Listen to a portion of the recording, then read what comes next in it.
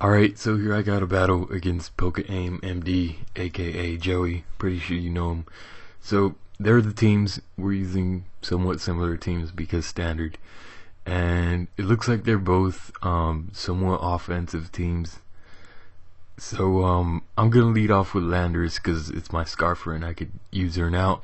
I was thinking he would lead with his Landers as well, so I was pretty much ready to risk the speed tie as soon as possible and just go straight for the HP ice. But yeah, on his team he's got a couple of things that threaten me a lot. Mainly his Hydreigon and the Landorus. I don't know if it's too much of a threat, but it could be depending on the set he's running. But usually they're Scarf, so I wasn't really too worried about that guy. But the Reuniclus can be a problem if he manages to kill off my Tyranitar and my Hydreigon. Hydreigon isn't really going to be too much help if he manages to get up a couple Calm Minds, because then Dark Pulse won't really do too much. And I do have Chople Berry T-Tar, so I might be able to take a couple hits. Hopefully he'll miss one of them and get 2 hit KO'd. Or at least get put in the range where like my Landers could come in and U-turn on it or something. But yeah, on to the battle. So Joey decides to lead off with the Hydreigon, and I'm just gonna go for the U-turn, expecting him to probably sub, because around this time Shuffle is using sub Hydreigon. So I'm gonna U-turn out, knowing it'll do around half, and then I'm just gonna go out to Magnezone. Since right now, like I said, I'm expecting the substitute, and I'm pretty sure Magnezone could live a Fire Blast or 2, or a Focus Blast, but I don't know, it might not, but in any case it's the most useless thing on my team, so I just went immediately to that guy. And it turns out he goes for Draco Meteor, so now I'm pretty sure I could live a Fire Blast too. So I'm gonna switch out, expecting him to go into the Reuniclus or something. So I'm gonna double switch, go into Landorus. He brings in Gliscor though, so I'm gonna go straight for the HP Ice. I knew he'd have Protect, but I really don't care. I'm just gonna stay in here and go for it again, because I do have somewhat of a chance to win hit KO with HP Ice, and I knew he'd probably predict my switch because it's pretty obvious. And he does predict my switch. He goes for the Earthquake. I think maybe thinking Magnezone would come back in or something. I don't know. But now that I fucked his shit up, I'm gonna go into Hydreigon. And he goes to Reuniclus, so I knew he'd either go to T-Tar or Reuniclus to take the HP Ice, because he has plenty of things to take the HP Ice. So I'm gonna go for Dark Pulse now, because I've been kind of predicting a little too much. Even though my predictions have been somewhat working out, I don't want to just keep predicting the whole game, because eventually Joey's gonna catch on to what I'm doing. So I'm gonna go for Focus Blast here, and it misses, which is pretty fucking gay, but it wasn't gonna kill anyway. And I was kind of betting or counting on that he wouldn't have superpower, maybe Ice Beam, but I should be able to take an Ice Beam rather well. And hopefully you just have Crunch Pursuit and, like, I don't know, Stone Edge or something like that. But it turns out he is running the superpower, so this is gonna do a fucking shitload to me and putting me in the range where Sandstorm is gonna kill me. So this really sucks, cause yeah, I kind of needed my Hydreigon. It posed a really huge threat to his entire team. So yeah, whatever, it's gone now. So I'm gonna go now into Magnezone, because it's gonna take the least Stealth Frog damage, and I'm gonna kill that thing off anyway.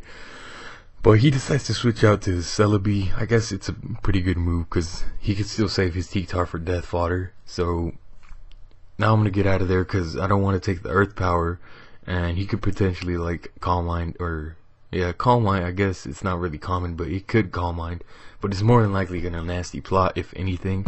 So I'm gonna go into my that Earth, or It's Fine, whatever this fucking shit is called, Landorus. Just in case he went for the Nasty Plot, I could just U-turn on it and then go out to my Tyranitar. But he probably predicted my Tyranitar, which is why he went to this shit.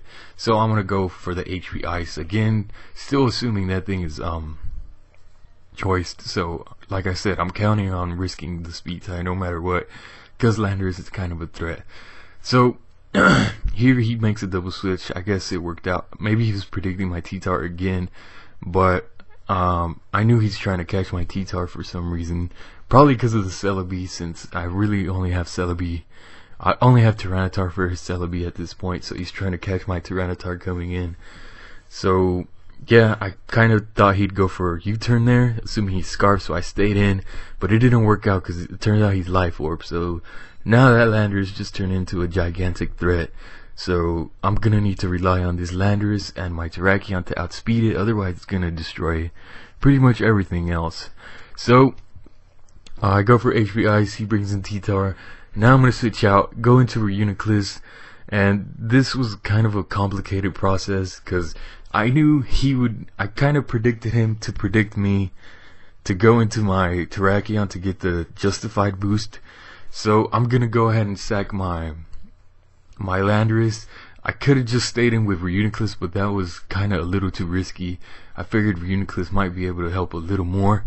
And now that I know for sure he used superpower, I could go into my horse and set up a rock polish, since I'm pretty sure I figured out at this point that his what's it called, his Hydreigon is scarfed, basically because he didn't have any other Scarfer. The only other Scarfer he could have would be the Landorus, and it turns out it's not scarfed. So he switches out, fearing the close combat, goes into Celebi. I don't give a fuck though, because I should be able to take a Gig Drain and get a +2. And just in case he doesn't see my Rock Gem coming, I'm gonna destroy this fucking Celebi. So kinda sucks, because I kinda wanted to keep the Rock Gem for his Reuniclus, because at this point I still thought his Reuniclus was defensive Calm Mind like mine is.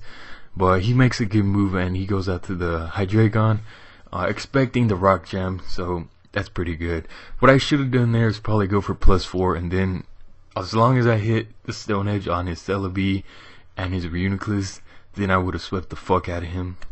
But I figured that would be a little too risky, and I more than likely wasn't going to be able to hit 2 Stone Edges in a row, so whatever. If I'd have gone for the +4, I didn't even need to use Stone Edge on his Landorus, because I just calced it, and +4 close combat does like 99% minimum. So close combat was almost a guaranteed one hit KO at +4. But here, his Reuniclus has like a 50% chance to live this +2 Stone Edge. And it turns out he lives, so that kind of sucks because he manages to get up Trick Room. So now I'm going to get out of there. And I have a couple choices at this point. I could go to Tyranitar expecting the obvious, super obvious, ridiculously obvious Psychic. Or I could predict him to predict that and go for the Focus Blast so I could go into my Reuniclus.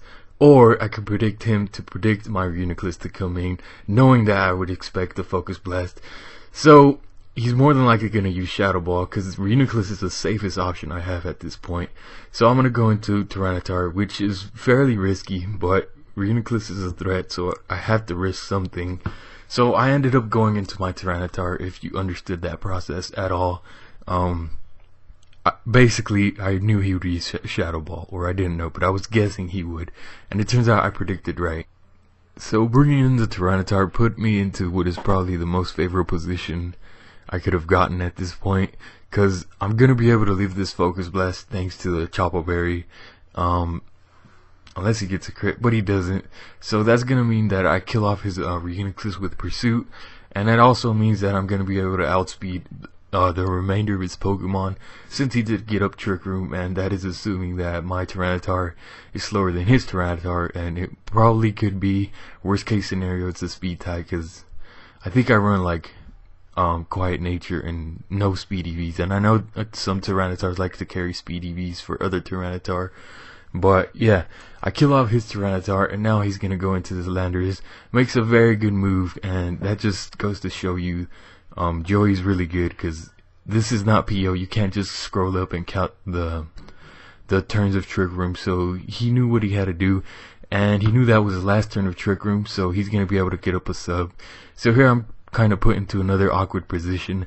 I'm assuming he's probably gonna Earthquake me, so I went for the Recover, trying to Life Orb stall him, but he knew I would do that, so he's gonna go for the Earthquake, and a +2 Life Orb Earthquake in the sand stab is gonna destroy my shit.